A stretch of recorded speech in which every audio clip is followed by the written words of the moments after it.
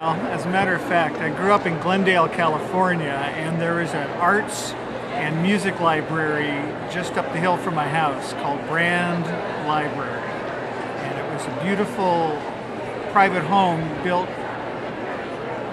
with a Moorish influence, and it had become this fantastic library. And it was my consolation all the time I was in high school. I would head up there and read books on art and artists and check out records, and that's where I got my entire liberal education, which meant a lot in a stultifying place like Glendale. So I credit that particular library with providing me with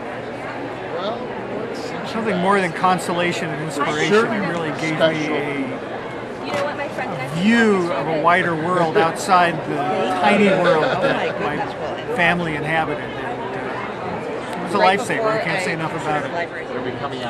Well, we live near one of those beautiful Carnegie-designed libraries, and my wife and I go down there regularly. I check out books on tape to listen to while I work. I listen to a lot of recorded stuff while I'm working.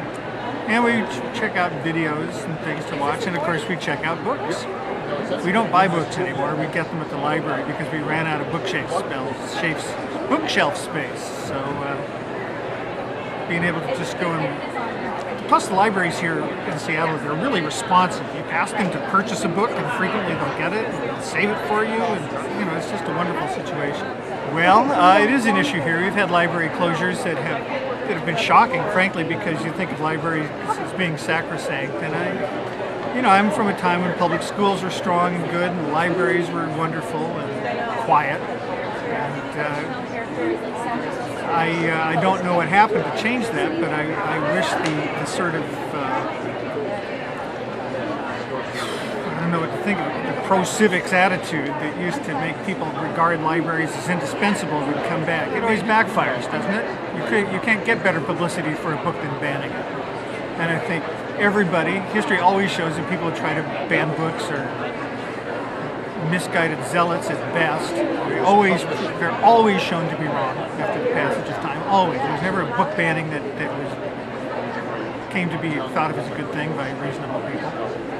So, I don't know, as long as the fools want to keep making sure those books succeed, they got to keep trying to ban them. Well, my current project is what they call a graphic novel now. It's just a big, long comic book. And it's the sequel to this book that I put out last year called Congress of the Animals. And it's a wordless fable that has in it a lot of things that are impossible to describe in words, let alone pictures. So it's a real challenge. But that kind of heavy lifting keeps me in fighting trim, keeps the spirit alive, keeps me fresh and vigorous.